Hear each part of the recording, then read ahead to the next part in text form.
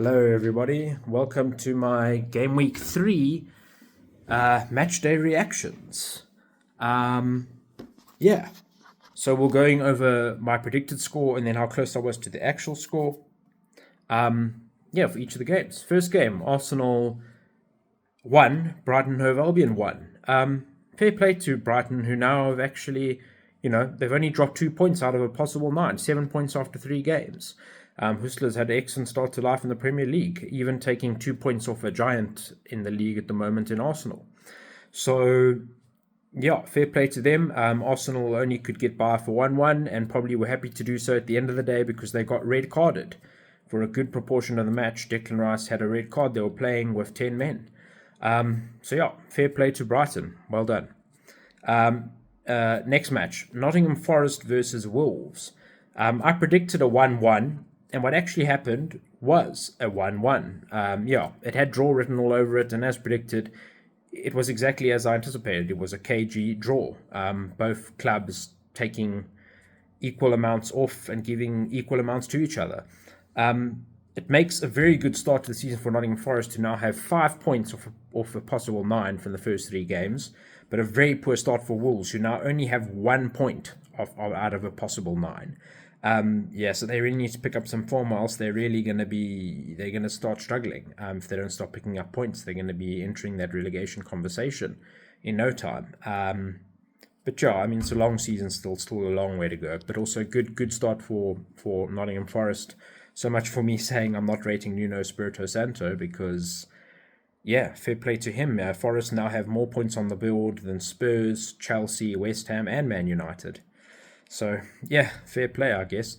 Third game, Leicester versus Aston Villa. I predicted it would be Leicester 0, Aston Villa 2. I was very close, but Leicester did actually manage to get a goal. So it was Leicester 1, Aston Villa 2. Routine win for Aston Villa. They've had a pretty solid start now to their campaign. Yeah, fair enough. Well done, Villa. They're looking good. But Leicester, they are lacking that, but they are looking like a nailed-on favourite currently for relegation. They've only managed to get 1 point so far, and that was very stupidly off Spurs when Leicester were at home on the first day of the season. That was a silly one that was a fortunate one for Leicester to get, and a very silly one for Spurs to have thrown those 2 points away. Fourth game, I said would be Ipswich 1, Fulham 2. What actually happened was a very respectable draw for Ipswich. Ipswich 1, Fulham 1. Fulham have had an okay start to the season, to be fair, and Ipswich also not a terrible for a team that was nailed on to finish 19th or 20th. Not terrible, they've got their first point on the board now. Fair play to them.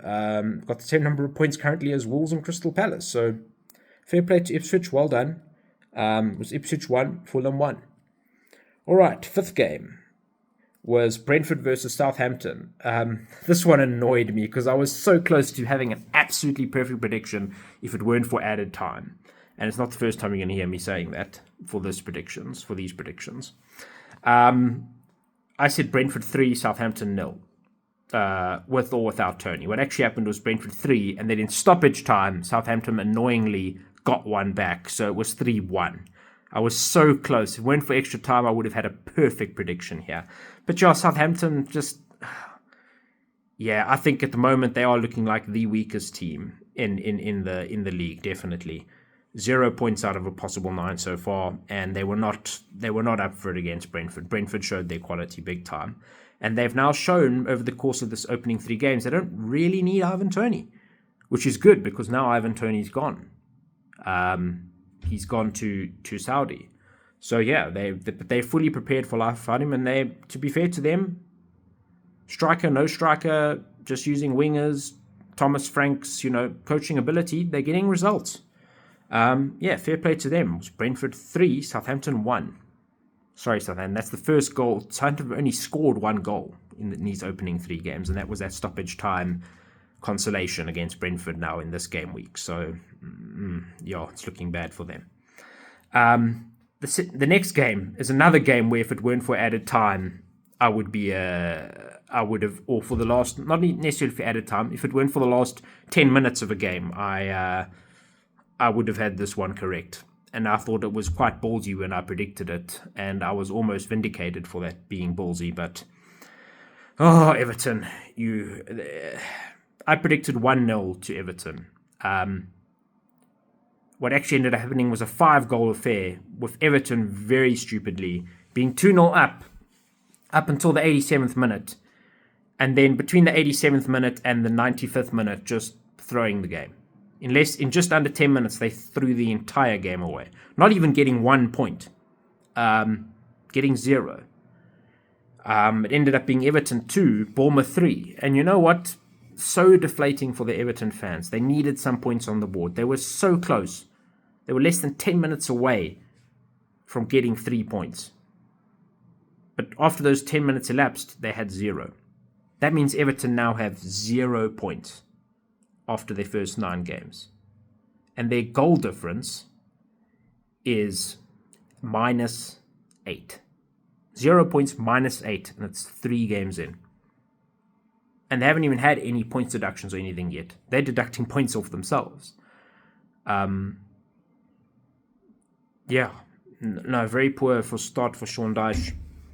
If he doesn't start getting a result in the next couple of game weeks, I think his head could well be on the chopping block, and he could well be one of the top names for the sack race, for the guy to finish first in the sack race, to be sacked first from the league. They need to start getting some kind of results, even if it's just a couple of draws. But also fair play to Bournemouth. Just like Forest, 5 points from their first 3 games now. And just like Forest, more points than Arsenal, Spurs, Chelsea, and Man United. It's scary. I think Bournemouth are just being a bit more clinical with their chances. I think Bournemouth and Spurs, to me, in terms of the manager and the way they want to play, I think they're very similar, but Bournemouth just have been better clinically at finishing than what Spurs have. And it's not their strikers of Bournemouth that have been finishing, it's the wingers. They have a striker who's obviously been fit, unlike, Solanke, unfortunately being injured for a little bit now. But he hasn't been scoring. What's been scoring is the guys that have been there, the guys that are used to the system, the wingers. They're scoring. Why aren't our players who are used to playing system really doing that yet? We're lacking a bit of a finishing edge, which Bournemouth aren't really at the moment, and that's why Bournemouth have 1 extra point on the board than us after the first 3 games. That's the truth. That's why they have 1 extra point. But fair play to Bournemouth. Well done. Good start. 5 points in the first 3 games. They're doing well. They're looking like a comfortable, worst case scenario, mid-table team, if I'm honest. But Everton, you're looking quite poor and concerning. You can't defend well. You don't have anyone really going forward or trying to push forward to provide you with goals. And the mentality just doesn't seem to be there either.